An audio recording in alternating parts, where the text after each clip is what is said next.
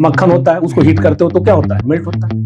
उसी तरीके से आइस जो है वो मेल्ट होके वाटर बनता है। तो जो मेल्टिंग हो गया ना स्टूडेंट, ये मेल्टिंग जो हो गया, ये क्या होता है, ये प्रोसेस होता है जो है स्टूडेंट, इसमें प्रोसेस हुआ और Fe2O3 बन गया प्लस H2O। तो ये कौन सा प्रोसेस है, रस्टिंग। रस्टिंग मतलब जंग लगना लोहे को। तो क्या ये डिफरेंट है, बताओ। तो आप कहोगे यस सर, ये iron is totally different from Fe2O3। यानी मैग्नीशियम जो होता है वो रिबन के फॉर्म में होता है। तो बर्न जब करोगे आप उसको इन द प्रेजेंस ऑफ एयर, तो क्या हो गया, प्रोसेस में केमिकल रिएक्शन होगा। तो ये क्या हो गया, ये हो गया ओरिजिनल फॉर्म। हेलो स्टूडेंट्स, कैसे हैं आप लोग। उम्मीद करता हूं कि आप लोग बहुत अच्छे से होंगे और आपकी पढ़ाई बहुत अच्छे से चल रही होगी। स्टूडेंट, मैं आपका teacher Ritu Rai Ranjan, guide and motivational speaker at the platform of in the study circle. Students, जैसे कि आपको पता है कि साइंस का क्लास 10th का जो लाइट चैप्टर है उसको हमने कंप्लीट किया है। तो एज आई प्रॉमिस्ड यू कि करने के बाद जब एक लाइट चैप्टर यानी कि साइंस का फिजिक्स होने के बाद हम लोग केमिस्ट्री की तरफ चलेंगे। तो टुडे स्टूडेंट, इस सेशन में हम लोग केमिस्ट्री स्टार्ट करने वाले हैं। केमिस्ट्री का जो टॉपिक होगा यानी कि फर्स्ट चैप्टर, उसका नाम है chemical reactions and chemical equations, है ना। तो केमिकल रिएक्शंस एंड इक्वेशंस के बारे में आज हम लोग पढ़ेंगे, चीज़ों को उसके समझेंगे। क्योंकि केमिस्ट्री जो है वो उसमें बहुत सारे एक्सेप्शंस होते हैं, बट ऐसा नहीं होता कि केमिस्ट्री में समझना नहीं। केमिस्ट्री में भी बहुत सारी चीज़ें हैं जो आपको याद रखनी होती है, समझना होता है, क्योंकि बिना समझे आप आगे नहीं बढ़ सकते। तो जैसे कि स्टूडेंट पता होगा कि केमिस्ट्री होता क्या है, व्हाट इज केमिस्ट्री। स्टार्ट करने से पहले हमारा क्या काम है कि अगर हम पढ़ रहे हैं केमिस्ट्री तो क्यों पढ़ रहे हैं, है ना, व्हाट आर देयर यूजेस, और वो चीज है क्या, ये चीज जानना चाहिए। तो देखिए, व्हाट इज केमिस्ट्री अगर कोई पूछता है तो आप सबसे पहले बोलते हैं chemistry is a branch of science, it deals with the composition of equations, shape, size, है ना। यानी कि केमिस्ट्री जो होता है वो ओवरऑल एक ब्रांच होता है साइंस का, जिसमें हम लोग कंपोजिशन के बारे में पढ़ते हैं, है ना, शेप साइज के बारे में पढ़ते हैं, और आप देखते होंगे कि केमिकल चेंजेस के बारे में भी हम लोग इसके बारे में पढ़ते हैं, है ना। तो ये होता है केमिस्ट्री। और क्या केमिस्ट्री एवरीडे लाइफ में यूज है? बिल्कुल। हमारे बॉडी जो है, हमारा जो शरीर बना हुआ ये, है ना, हर समय, है ना, मिनट, सेकेंड्स, इसमें केमिकल रिएक्शंस और बनते रहते हैं। तो आप सरप्राइज होगी सर ये कैसे। तो आप जान रहे होगे अभी तक कि जैसे आप खाना खाते हो तो ये आपको पता है कि you get energy by eating food. तो फ्रॉम वेयर एनर्जी कम्स, तो जो फूड आप खा रहे हो ना, उसको पेट के अंदर, स्टमक में क्या होता है कि स्मॉल पार्टिकल्स में उसको जब टूट के वो जाता है ना, और उसमें हमारे स्टोमक से HCl निकलता है। ठीक, क्या है HCl, क्या है, केमिकल। तो वो उसके साथ मिलता है और हमारे खाना जो होता है और टिनी पार्टिकल्स में ब्रेक डाउन हो जाता है, और क्या होता है, उसका जो जूस होता है फिर वो ब्लड से मिक्स करता है। मिक्स करने के बाद फिर हमें एनर्जी मिलता है। तो इस तरह का जो एक प्रोसेस है, ये एक ऐसे समझा दिया। इन बायोलॉजी, ये बायोलॉजिकल है, इसमें हम लोग बाद में पढ़ेंगे। बट मैं ये बताना चाह रहा था आपको कि कोई भी चीज, अगर जो भी चीजें हो रही हैं डेली लाइफ में भी केमिस्ट्री का यूज आता है, केमिकल्स का यूज होता है ना, हमारे बॉडी में भी यूज होता है। ठीक, तो ये चीज मैं आपको समझाना चाह रहा था। तो जब ऐसा होता है तो हमारा काम क्या है, हम ह्यूमन है, ह्यूमन नेचर क्या है, उसके बारे में स्टडी करना। तो हम लोग क्या हुए, क्यूरियस हुआ कि नहीं, पढ़ना चाहिए, क्या होता है, ऐसा क्यों होता है। तो हम लोग समझे इन चीजों को, है ना, फिर पढ़ने लगे उसके बारे में। तो केमिस्ट्री बहुत ही इंपॉर्टेंट होता है, आपको समझना होगा। तो ये चीजें तो हम लोग सीख लिए। बट स्टूडेंट, और एक चीज क्या है कि केमिस्ट्री में हमारा देखिए चैप्टर का नाम है केमिकल रिएक्शंस एंड इक्वेशंस, ठीक है। तो आप एक चीज बताइए, जब आप अपने घर में मिल्क पैकेट लाते हो, मान लो कि समर है, बहुत गर्मी है, ठंडी में तो अगर आप दूध को गर्म करके रख देते हो बाहर तो वो कुछ देर तक टॉलरेट कर लेगा और वो फटता नहीं है ना, नहीं होता ऐसा, ठीक। बट गर्मी में क्या होता है, फट जाता है, बाहर रखोगे तो दूध फट जाएगा। क्यों ऐसा होता है, क्या कारण है ना। जब हम लोग ऐसा रखते हैं तो क्यों ऐसा होता है, तो देखिए सिंपल सा इसमें स्टूडेंट क्या होता है, एक सिंपल एज ए लेमन समझिए कि जब आप दूध को रखते हैं तो उसमें केमिकल चेंज आ जाता है, मतलब कुछ केमिकल चेंज और फिजिकल चेंज से भी नहीं रिलेट कीजिए। केमिकल चेंज मतलब क्या हुआ, कुछ बदलाव आ जाता है उसमें, उसके कारण क्या हो जा रहा है, वो फट जाता है। जैसे हम सांस लेते हैं, है ना, तो सांस लेना क्या होता है कि इसके सांस लेने के बाद सांस हम खींचते हैं, फिर बाहर छोड़ते हैं कार्बन डाइऑक्साइड, तो ये सारी चीजें होती हैं, ठीक है। कभी कभी आप देखते होंगे कि आयरन ऐसे ही कहीं घर पे रखा हुआ है या बाहर इन ओपन एयर, तो उसमें छोटे छोटे रेड कलर के दिखते होंगे, एक लेयर दिखता होगा आपको, है ना। तो ये सारी चीजें आप क्लास 9th में भी पढ़े हैं, केमिकल चेंज के बारे में और फिजिकल चेंज के बारे में, है ना। तो थोड़ा बहुत हम लोग उसके बारे में ओवरव्यू करेंगे स्टूडेंट। तो चलिए अपने क्लास को स्टार्ट करते हैं। और देखिए आज जो हमारा टॉपिक है केमिकल रिएक्शंस एंड इक्वेशंस में, जैसे melting of ice, evaporation of water, dissolution of sugar in water, rusting of iron and fifth जो है burning of coke in air, ठीक।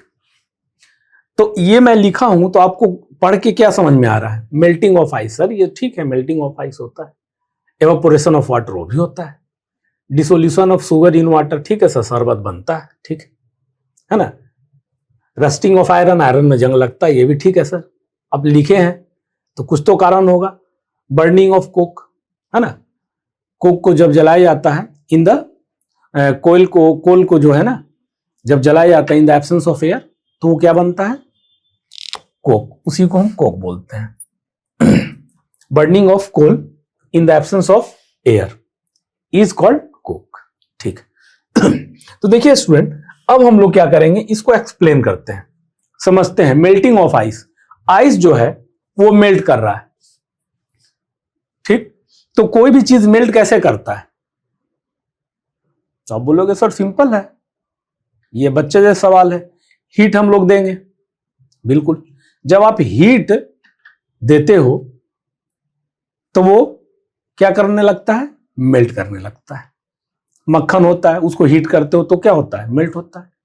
उसी तरीके से आइस जो है वो मेल्ट होके वाटर बनता है। तो जो मेल्टिंग हो गया ना स्टूडेंट, ये मेल्टिंग जो हो गया, ये क्या होता है, ये प्रोसेस होता है ना। अगर प्रोसेस नहीं करें तो आइस अपने ही फॉर्म में रहेगा, है ना। अगर प्रोसेस नहीं किया जाए तो वो उसी फॉर्म में रहेगा। तो आप हीट जब दोगे आइस को तो वाटर में कन्वर्ट होगा, ठीक। यानी कि जब फ्रीजर से आप आइस को निकालते हो, आइस ट्रे को निकालते हो, फ्रीजर का टेम्परेचर लो होता है और हमारे रूम का temperature in comparison, I am talking about that, in comparison ज्यादा होता है रूम का टेम्परेचर। तो यानी कि हीट कहां ज्यादा होगा, रूम में। तो जब फ्रीजर से आइस ट्रे को निकालते हो, रूम में रखते हो, तो धीरे धीरे मेल्ट होने लगता है। क्यों, कुछ चेंजेस आने लगता है उसमें। क्यों आता है, प्रोसेस के कारण। वो कौन सा प्रोसेस है, मेल्टिंग। क्यों आ रहा है, हीट की वजह से, समझ में आ रहा, हीट की वजह से मेल्ट हो रहा है। तो मेल्टिंग हो रहा है और यही क्या है, इसका प्रोसेस है। अब एक चीज स्टूडेंट, जैसे कि क्लास 9th में आपने पढ़ा होगा फिजिकल और केमिकल चेंज के बारे में, उसके बारे में ही हम लोग बात करेंगे, है ना। तो देखिए आइस जो है, आइस का जो फॉर्म होता है स्क्वायर, इस तरह से आइस होता है ना, इस तरह से क्यूब्स में ऐसे जानते होंगे आप। तो आइस जो है वाटर, तो आइस का मतलब क्या होता है स्टूडेंट? तो आप कहोगे sir this is a form of water ही है, केवल क्या है क्यूब्स में हो गया है।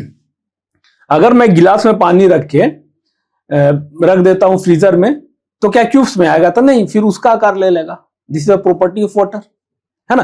तो ये तो, लेकिन फॉर्म क्या है वाटर का, और ये वाटर का क्या होता है? H2O ही होता है। तो ये जो है आइस क्या है स्टूडेंट? आइस H2O ही है और वाटर भी H2O है। तो क्या इस प्रोसेस से हम लोग कह दें कि प्रोसेस हमने किया, मेल्ट करवाया, मेल्ट हुआ हीट की वजह से, तो आइस वाटर में कन्वर्ट हो गया, ठीक। तो क्या वो प्रॉपर्टी उसका खत्म हो गया? तो आप कहोगे नहीं, H2O का भी सर वही प्रॉपर्टी है, और ये आइस में जो H2O है उसका भी वही प्रॉपर्टी है, इसका भी यही प्रॉपर्टी है ना। तो क्या हुआ, केवल चेंज आया, है ना। ये था क्यूब्स में, ये वाटर के फॉर्म में आया हीट करने के बाद। तो ये क्या हुआ है स्टूडेंट? इसका ओरिजिनल आइस क्या है? ओरिजिनल है ना, ओरिजिनल फॉर्म है ये। फिर जब हीट दिए तो ये वाटर के फॉर्म में आ गया, ठीक। समझ में आया? तो ये सब पहले आप समझिए, फिर उसके बाद मैं आपको बताऊंगा। तो अब बताइए, इसका फिजिक केवल चेंज है ना, फिजिक केवल चेंज है, और कुछ तो चेंज नहीं है। जो वाटर यहां है वही वाटर यहां भी है ना। चलिए, इतना समझ में आया।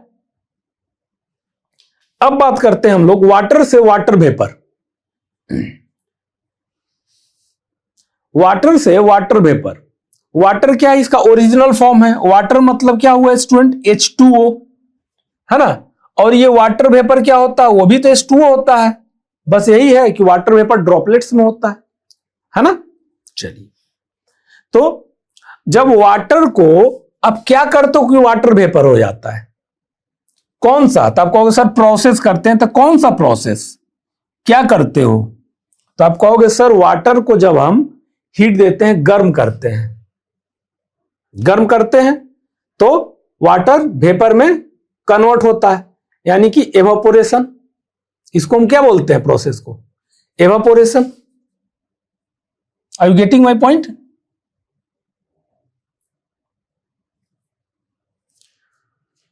वाटर को जब आप हीट करते हो तो वाटर एवापोरेट होता है, और एवापोरेट जब होता है तो वाटर का ड्रॉपलेट्स आ जाता है, बट फॉर्म किसका है? वाटर का ही है। तो इसमें केवल फिजिक चेंज है, और क्या चेंज है? प्रॉपर्टी। अगर वाटर का जो होगा, वाटर ड्रॉपलेट्स का भी तो वही होगा, वाटर वेपर का भी तो वही होगा।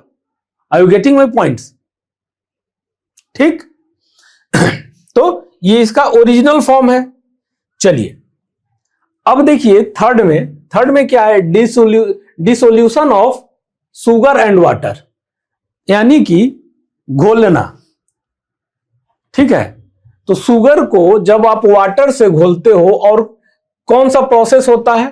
तो यहां पे तो आप बोलोगे सर ये प्रोसेस तो होगा जब वाटर को हम शुगर को वाटर में मिलाते हैं, है ना, तो शरबत बनता है, शुगर सॉल्यूशन कहते हैं जिसको। Are you getting my point? तो ये प्रोसेस होता है। तो ये कौन सा प्रोसेस होता होगा? तो आप कहोगे सर डिसोल्यूशन। बिल्कुल, dissolution.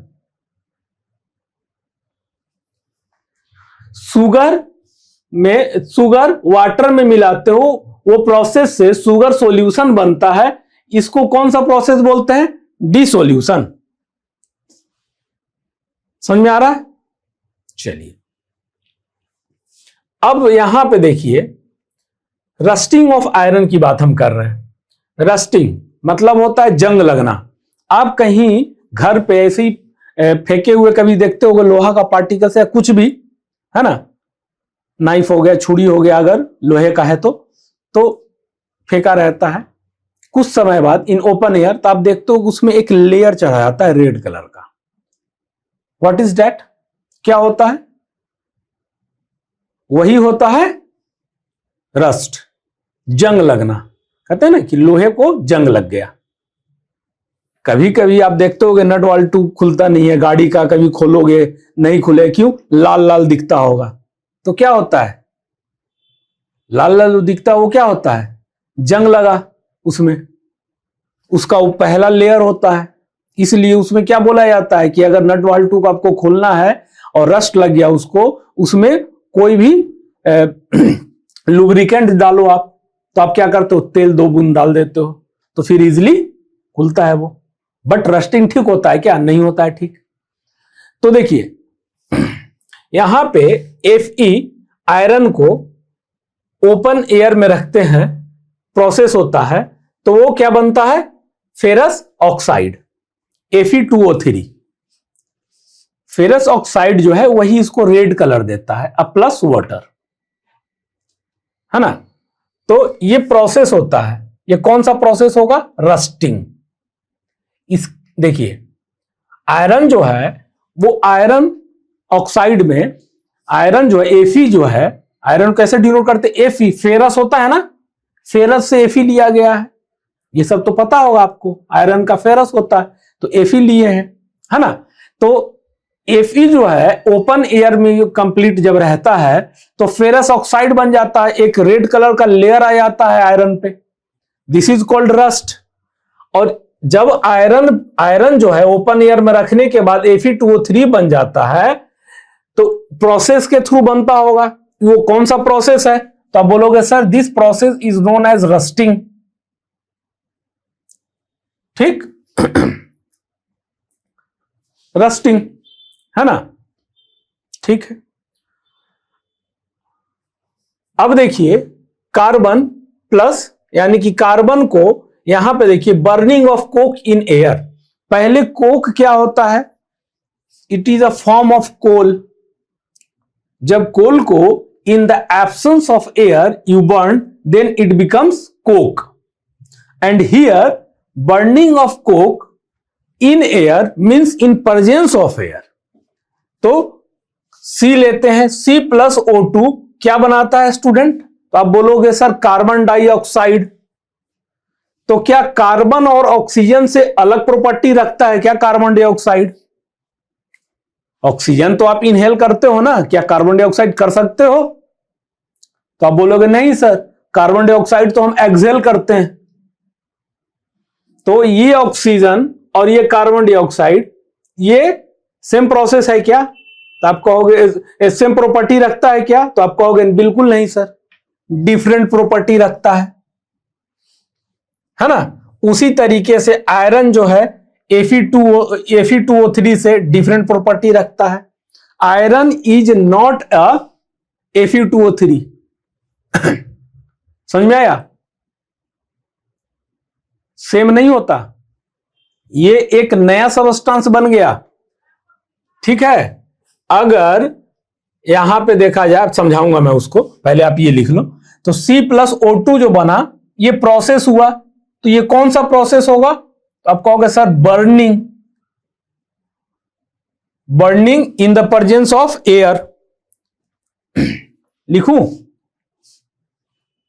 Burning in the presence of air. तो अंडरस्टूड है कि बर्निंग जो होता है इन द एयर, हाँ वो एक अलग कंडीशन होता है जब in the absence of burn किया जाता है ना, वो अलग कंडीशन होता है। But as a normal we will talk that कि बर्निंग होता है, और burning in presence of air होगा, एयर मींस ऑक्सीजन। ठीक। अब देखिए ये सारे चीजों को स्टूडेंट आप समझे, है ना। यहां से आइए, आइस से वाटर बन गया, नया सबस्टेंस बना क्या? तो आप कहोगे नहीं सर, बिल्कुल भी नहीं। जो प्रॉपर्टी आइस रखेगा वही प्रॉपर्टी वाटर भी रखेगा। क्यों? क्योंकि अगर देखा जाए तो ice is a form of water and water is a water, है ना। आइस जो है H2O है और वाटर तो H2O है ही। ठीक। तो इसमें क्या नया सब्सटेंस बना? नहीं बना। वाटर से वाटर वेपर, तो क्या वाटर H2O है, वाटर वेपर अलग फॉर्म हो जाता है क्या? H3O हो जाता है? नहीं, H2O ही है सर। बट ये है कि फिजिक्स चेंज है थोड़ा। क्या चेंज है? फिजिक। फिजिक मतलब क्या हो गया कि ये लिक्विड फॉर्म में और ये ड्रॉपलेट्स के फॉर्म में हो सकता है। जैसे ओस होता है ना, ओस जो होता है घास पे पड़ा हुआ देखते हैं, ओस बूंद ड्रॉपलेट्स में होता है कि नहीं होता है। और एक बाल्टा पानी आप ले आओगे तो क्या दोनों का प्रॉपर्टी अलग होगा क्या? तो आप कहोगे नहीं सर, सेम प्रॉपर्टी होगा, फिजिक्स ओनली चेंज है। चलिए अब यहां पे देखिए शुगर प्लस वाटर, तो शुगर सॉल्यूशन मिलता है। तो जब आप शरबत पीते हो तो नमकीन लगता है क्या? नया सब्सटेंस बना क्या? नहीं, वही सर पानी है, वही चीनी है जो हमने घोला है, तो न्यू सब्सटेंस नहीं है। Fe जो है स्टूडेंट, इसमें प्रोसेस हुआ और Fe2O3 बन गया प्लस H2O। तो ये कौन सा प्रोसेस है? रस्टिंग। रस्टिंग मतलब जंग लगना लोहे को। तो क्या ये डिफरेंट है? बताओ। तो आप कहोगे यस सर, ये iron is totally different from Fe2O3, यानी कि Fe is totally different from Fe2O3। This is a new substance. ये क्या हो गया आपका? New substance. Are you getting my point student? इसमें न्यू सबस्टेंस नहीं था, इसमें न्यू सबस्टेंस है। Fe इज, है ना, not same. Fe and Fe2O3 is not same. Fe2O3 is something different from Fe, है ना। अब देखिए C प्लस O2, ये जो प्रॉपर्टी दोनों रख रहा है, क्या CO2 वही प्रॉपर्टी रख रहा है? तब बोलोगे नहीं सर, बिल्कुल नहीं, टोटली डिफरेंट। तो टोटली डिफरेंट हुआ तो न्यू सबस्टेंस हुआ, है कि नहीं है? क्योंकि आपको पता है स्टूडेंट, ऑक्सीजन हम इनहेल करते हैं और कार्बन डाइऑक्साइड एक्सहेल करते हैं। अगर सेम होता तो हम इनहेल करते कार्बन डाइऑक्साइड, सिंपल अगर समझो तो ऐसे। लेकिन है डिफरेंट, आप पढ़े भी होंगे, ऑक्सीजन का अलग प्रॉपर्टी होता है ना, कैरेक्टरिस्टिक। कार्बन डाइऑक्साइड का अलग कैरेक्टरिस्टिक होता है। ऑक्सीजन हेल्प करता है बर्निंग में, कार्बन डाइऑक्साइड नहीं करता है ना। एक्सटिंग्विशर में यूज किया जाता है इसको, है ना, अलग प्रॉपर्टी। ठीक, समझ में आया ये चीज, है ना। तो ये सारी चीजें आपने देखा। तो हमारा एवरीडे जो लाइफ है उसमें भी केमिस्ट्री का बहुत यूज होता है। हमारे बॉडी में, खैर अलग तो छोड़ दो, हमारे बॉडी में there are lots of changes happen every minute, है ना। ये चीजें हैं। अब जैसे मिल्क का हुआ, अब जैसे फ्रूट्स का पकना, ये सब क्या है? चेंजेस है। और जब चेंज होता है ना स्टूडेंट, तो दो तरीके से होता है, या तो वो केमिकल चेंज होगा या तो वो फिजिकल चेंज होगा। Are you getting my point? Physical change का मतलब क्या होता है? जैसे मैं यहां खड़ा हूं आपके सामने, फिजिकली, है ना, समझ रहा बात मेरा? तो फिजिक्स प्रेजेंस होना चाहिए, वर्चुअली प्रेजेंस नहीं होना चाहिए, फिजिक्स प्रेजेंस होना चाहिए। तो दो तरीके से चेंजेस जो आएगा, या तो फिजिकल चेंज होगा या तो केमिकल चेंज होगा, जो कि आप क्लास 9th में स्टूडेंट पढ़ के आ चुके हो, है ना। बट यहां फिर भी मैं आपको बताऊंगा, एक ओवरव्यू लेंगे हम लोग, और जो भी डेफिनेशन होगा उसको भी लिखेंगे और आप राइट डाउन कीजिएगा उसको, है ना। तो चलिए अब थोड़ा आगे समझते हैं। चलिए स्टूडेंट्स, अब थोड़ा आगे समझते हैं। हमें क्लास 9th में जो हम पढ़ के आए थे, फिजिकल चेंज और केमिकल चेंज, उसको थोड़ा ओवरव्यू करते हैं। देखिए स्टूडेंट्स, फिजिकल चेंज क्या होता है, एक ब्लेमैन की तरह मैं आपको समझाऊंगा ताकि आप चीजों को आसानी से याद रखेंगे। देखिए फिजिकल चेंज, नाम क्या है? फिजिकल। फिजिक में केवल चेंज आए। जैसे आइस है, आइस से वाटर बना, आइस से क्या बना? वाटर बना। क्या कुछ नया सबस्टेंस बना? तो आप बोलोगे नहीं सर, केवल फिजिक चेंज हुआ जब हम इसे हीट अगर दिए तो क्या हुआ कि जो आइस क्यूब सॉलिड था, है ना, स्टेट जो सॉलिड स्टेट का था वो लिक्विड स्टेट में आ गया, यानी कि स्टेट चेंज हुआ, केवल नो न्यू सबस्टेंस फॉर्म्ड, है ना। तो फिजिकल चेंज में स्टूडेंट वो होता है, ये इस तरह का प्रोसेस होता है ना, कि जिसमें कोई न्यू सबस्टेंस नहीं बनता है, फिजिकल चेंज में क्या होता है? This is a process in which no new substance is formed, है ना? ये होता है फिजिकल चेंज का। तो ये एक सिंपल वे से समझाएं। और केमिकल चेंज क्या होता है कि इस मतलब ये एक प्रोसेस होता है जिसमें एक से ज्यादा जब सबस्टांस मिलते हैं तो एक नया सबस्टांस बनाते हैं, which formed a new substance which property is totally or completely different from the original substance, है ना? जैसे शुगर प्लस वाटर, यानी कि जब शुगर को वाटर में आप मिलाते हो शरबत बनता है। कौन सा प्रोसेस होना चाहिए? शुगर को वाटर में मिलाते हो शरबत बनता है। क्या शुगर और वाटर से शरबत जो है अलग प्रॉपर्टी रखता है क्या? तो आप बोलोगे नहीं सर, बिल्कुल नहीं। जब हम शरबत को पिएंगे तो चीनी स्वीट लगेगा और वाटर होगा, तो डिफरेंट प्रॉपर्टी तो है नहीं, डिफरेंट नहीं है, नया सबस्टांस तो बना नहीं रहा सर। तो ये कौन सा होना चाहिए? जब नया सबस्टांस नहीं बना रहा है और उसका डिफरेंट प्रॉपर्टी नहीं है ओरिजिनल से, तो ये कौन सा चेंज होना चाहिए? तो आप बोलोगे सर ये फिजिकल चेंज में आएगा। बिल्कुल। तो ये एक लेमैन की तरह, जो कि आप क्लास 9th में समझ चुके हो चीजों को, है ना? ये चीज। और फिजिकल में क्या है? केवल स्टेट चेंज किया, प्रॉपर्टी सेम रहा, property is not going to change, this is called physical change. तो उसी को मैं क्या किया हूं? डेफिनेशन में आपको लिख दिया हूं ताकि आपको आसान होगा समझने में। ठीक। और केमिकल चेंज का क्या एग्जांपल होगा? तो रैपनिंग ऑफ फ्रूट्स, है ना, फलों का पकना। ठीक। उसके बाद और क्या होगा? रस्टिंग ऑफ आयरन, लोहे में जंग लगना। और क्या? और बहुत सारे एग्जांपल है, जैसे डाइजेशन होता है ना, वो भी केमिकल चेंज है। केमिकल निकलता है हमारे बॉडी से, वो हेल्प करता है इन डाइजेशन। हमारा जो रेस्पिरेशन होता है, रेस्पायर करते हैं, वो भी एक केमिकल चेंज में आता है। तो these are lots of example, है ना? तो चलिए स्टूडेंट्स, अब इसके डेफिनेशन को आप थोड़ा समझ लीजिए, लिख लीजिए उसको। देखिए, physical change altars the substance appearance, ठीक है, सबस्टांस अपीयरेंस और फॉर्म लाइक शेप और स्टेट।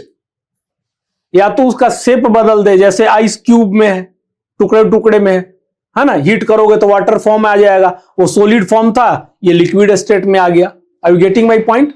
तो शेप में क्या करे? चेंज कर दे। फिजिकल चेंज अल्टर्स मतलब बिगाड़ सकता है, तो क्या? अपीयरेंस में, देखने में चेंज आ जाए, दिखने में चेंज आ जाए, फॉर्म में चेंज आ जाए, स्टेट से लिक्विड, अगर सॉलिड है स्टेट है तो लिक्विड स्टेट हो जाए, तो शेप में और स्टेट में। But does not change in chemical properties. मैं आपको क्या बताया था कि केमिकल प्रॉपर्टीज कहने का मतलब न्यू सबस्टांस। केमिकल प्रॉपर्टीज क्या होगा कि अगर न्यू सबस्टांस बनेगा उसी का ना प्रॉपर्टीज चेंज होगा। जब न्यू सबस्टांस नहीं बन रहा है तो उसका प्रॉपर्टी चेंज होगा क्या? वाटर से चीनी मिला के शरबत बना दिए, है ना, तो न्यू सबस्टांस नहीं बन रहा वो,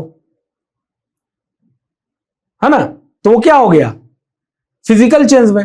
तो केवल देखिए, याद रखने का तरीका क्या? फिजिक में केवल चेंज हो, स्टेट में केवल चेंज हो, केमिकल चेंज नहीं हो, केवल स्टेट में चेंज हो। सॉलिड है तो लिक्विड बन जाए, फिजिक चेंज हो जाए, बॉडी चेंज हो जाए, शेप चेंज हो जाए, वो फिजिकल चेंज। केमिकल चेंज क्या? कि केमिकल, एक समझने के लिए मैं बता रहा हूं कि ताकि आप कभी गड़बड़ाओ नहीं, आपको ये लॉन्ग टर्म तक याद रहे। केमिकल चेंज में क्या होगा कि जो केमिकल्स अगर उसमें रिलीज हुआ तो कुछ चेंज आया। केमिकल चेंज में केमिकल के कारण चेंज आना, है ना, केमिकल चेंज, केमिकल के कारण, और एक न्यू सबस्टांस बनाना, है ना। ठीक। तो ये सारी चीजों को, जैसे कोई बोलता है कि रैपनिंग ऑफ फ्रूट, ये सर केमिकल चेंज में।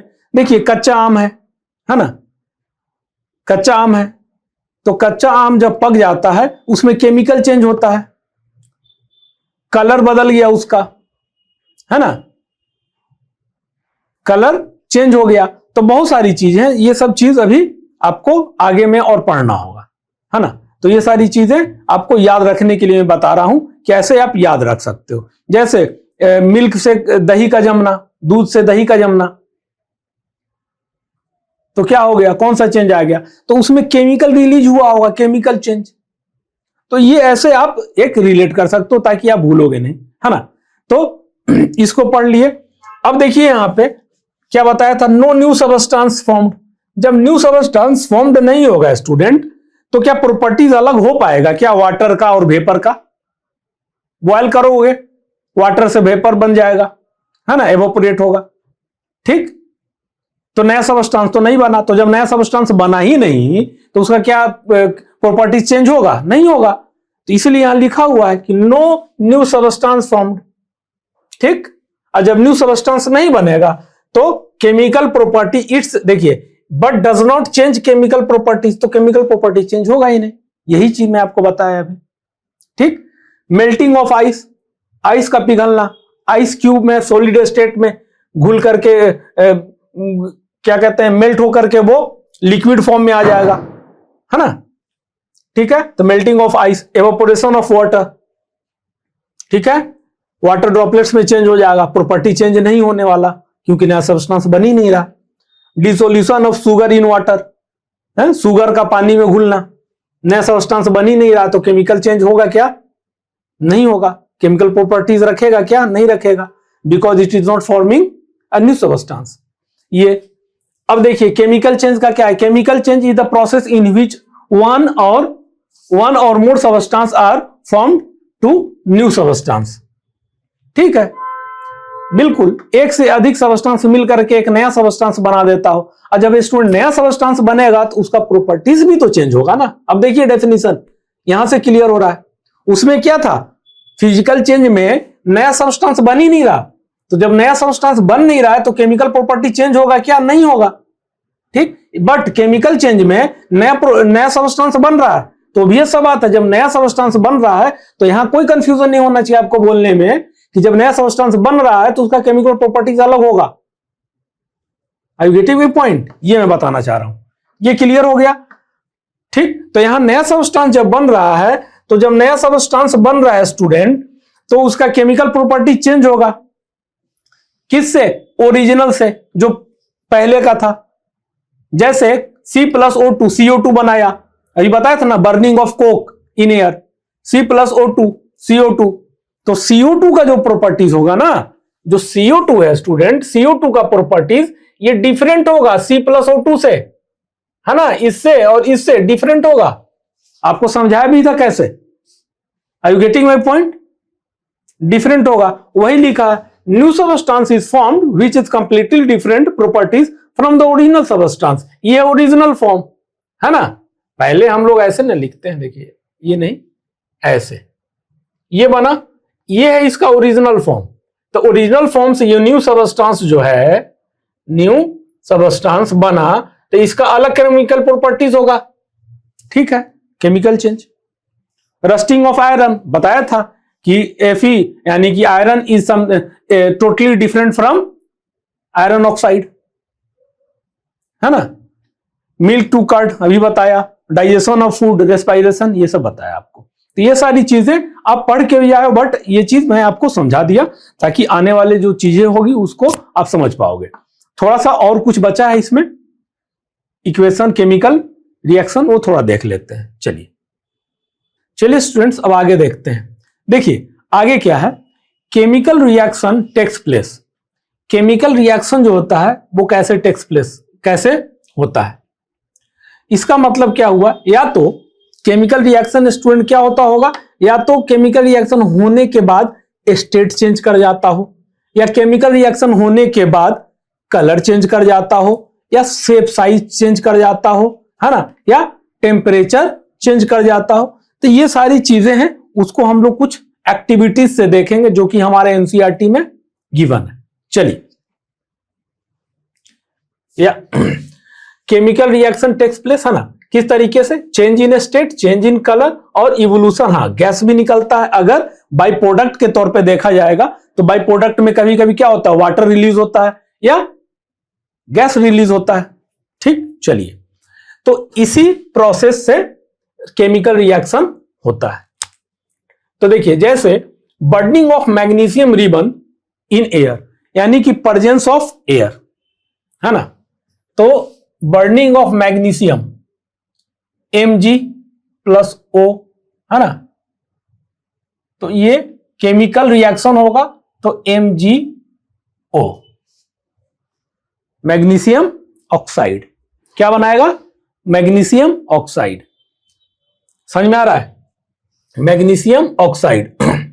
तो मैग्नीशियम जो होता है वो रिबन के फॉर्म में होता है। तो बर्न जब करोगे आप उसको इन द प्रेजेंस ऑफ एयर, तो क्या हो गया? प्रोसेस में केमिकल रिएक्शन होगा। तो ये क्या हो गया? ये हो गया ओरिजिनल फॉर्म, और ये हो गया एक अलग फॉर्म, स्टेट चेंज कर गया। तो ये जो होगा ना स्टूडेंट, ये डिफरेंट प्रॉपर्टी रखेगा। क्या रखेगा? ये डिफरेंट प्रॉपर्टी को शो करेगा, डिफरेंट प्रॉपर्टी, है ना। याद रखिएगा, डिफरेंट प्रॉपर्टी को शो करेगा। When magnesium react with oxygen in the presence of air, it forms magnesium oxide which is totally different properties from the original। यानी कि Mg+O से MgO का एक अलग ही प्रॉपर्टी होता है, डिफरेंट प्रॉपर्टी। ये क्या हो गया स्टूडेंट? केमिकल रिएक्शन हो रहा है। यहां पे हो रहा है कि नहीं हो रहा है? केमिकल रिएक्शन, स्टेट चेंज हो गया, है ना। Fe का याद कीजिए, Fe+O, है ना, Fe2O3 plus water by as a by product, है ना। आयरन ऑक्साइड हुआ था, जो कि iron oxide is kept totally different properties from the iron and oxygen, है ना। ठीक, तो ये समझ में आ गया आपको student. Reaction between lead nitrate, देखिए इस तरह से आप एक बीकर बना लीजिए, है ना। उतना तो अच्छा नहीं होगा मेरा, ग्रैनुल्स के टाइप में होगा ये। ठीक, इस तरह से प्लस में एक और, है ना, इस तरह का ये बीकर बना लेंगे। अब रिएक्शन होगा तो इस तरह का कुछ बनाएगा, है ना। तो ये चीज, reaction between lead nitrate and potassium iodide, इसको आप कह दीजिए लेड नाइट्रेट। स्टूडेंट, नाइट्रेट का मतलब क्या होता है? 3 फॉर्म का, 3 होता है ना, नाइट्राइड और नाइट्रेट। ठीक, ये हो गया लेड नाइट्रेट। लेड का सिंबल क्या होगा स्टूडेंट? तो आप कहोगे सर पीबी, है ना, पीबी से डिनोट करते हैं। ठीक है, तो पीबी का क्या फॉर्म कहां से मिला? हम लोग एक्सट्रैक्ट किए थे पीबी। उसको अब जब पढ़ोगे ना, वर्ड प्लम्बम बोलते हैं, प्लम्बम से पीबी। ठीक है, तो लेड का क्या हो गया? पीबी। और यहां पे क्या हो गया स्टूडेंट? Potassium iodide. इसका तो आपको के मालूम ही है, ये हो गया आपका potassium iodide. Potassium iodide student, are you getting my point? जब लेड नाइट्रेट रिएक्ट करेगा पोटेशियम आयोडाइड से, तो क्या होना चाहिए आप बताइए? अगर क्लास 9th में भी थोड़ा बहुत अगर पढ़े होंगे chemistry, then you will give the answer of this question. When lead nitrate react with potassium iodide, reactive series याद है आपको? वो तो मैं बताऊंगा आपको, बट याद है potassium is more reactive than lead, am I right? तो क्या करेगा? डिस्प्लेसमेंट प्रोसेस से, वो सब की बात करेंगे, बस ऐसे बता रहा हूं आपको। ये पोटेशियम इसको लेड को रिप्लेस कर देगा, है ना। पोटेशियम किसके साथ चला जाएगा? नाइट्रेट्स के साथ। क्यों? क्योंकि lead is less reactive than potassium and potassium is more reactive than lead. क्योंकि अगर सीरीज दिए देखिएगा आप रिएक्टिव लिस्ट का, है ना, रिएक्टिव सीरीज, तो उसमें पोटेशियम और सोडियम ये आपस में 1-2 पे रहते हैं, है ना। तो ये चीज, तो क्या हो जाएगा स्टूडेंट? Potassium nitrate. तो यहां पे इस तरह से है, तो ये क्या बनेगा? Potassium nitrate. अब प्लस में एज ए बाई प्रोडक्ट हमारा क्या हो जाएगा? Lead iodide. इसमें जो फॉर्म होगा ना, देखिए ये जो होगा नीचे का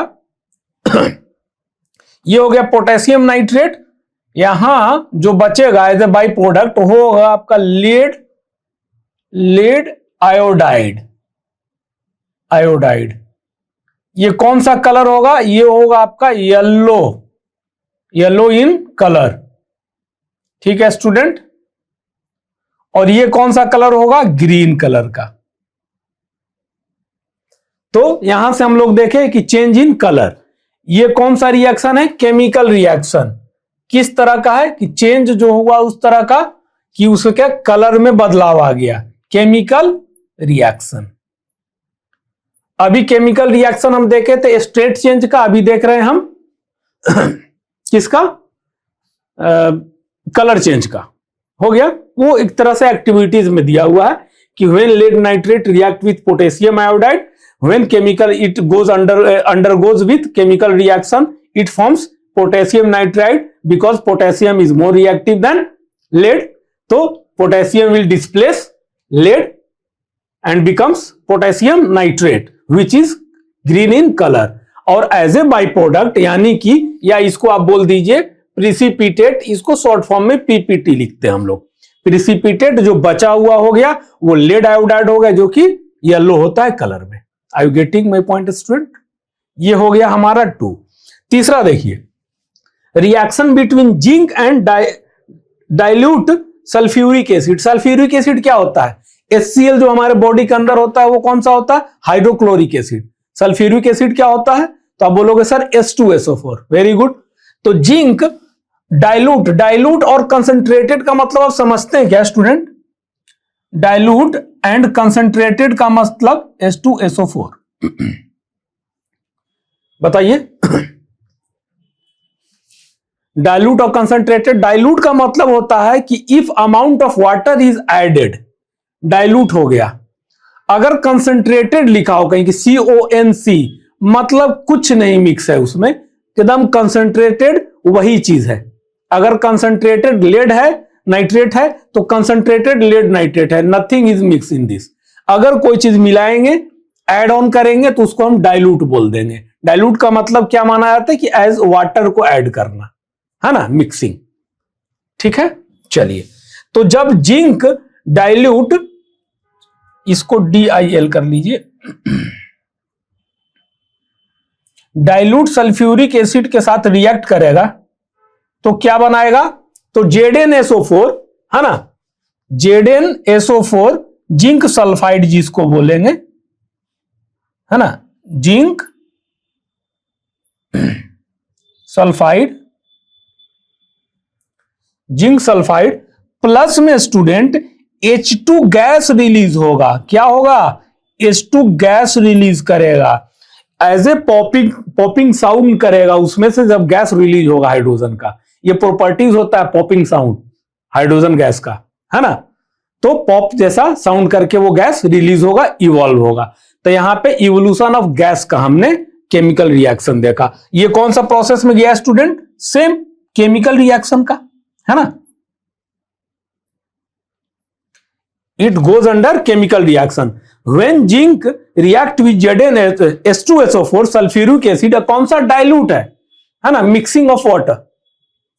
ठीक, तो ZnSO4 क्यों? ये सब आगे बात करेंगे डिस्प्लेसमेंट रिएक्शन का, कि क्या हो गया, जिंक जो है हाइड्रोजन को रिप्लेस कर दिया। क्यों? क्योंकि अगर रिएक्टिव सीरीज देखिएगा तो जिंक ऊपर होगा, तो ZnSO4 जिंक सल्फाइड हुआ। अब प्लस में as a by product evolution of hydrogen gas with popping sound. ठीक है स्टूडेंट, तो हमने केमिकल रिएक्शन किस किस प्रोसेस होता है उसके बारे में भी समझ लिया, क्योंकि ये जरूरी था, हमारे एनसीईआरटी बुक में एक्टिविटीज में ये दिया हुआ था, तो मस्ट था करना इसको, है ना।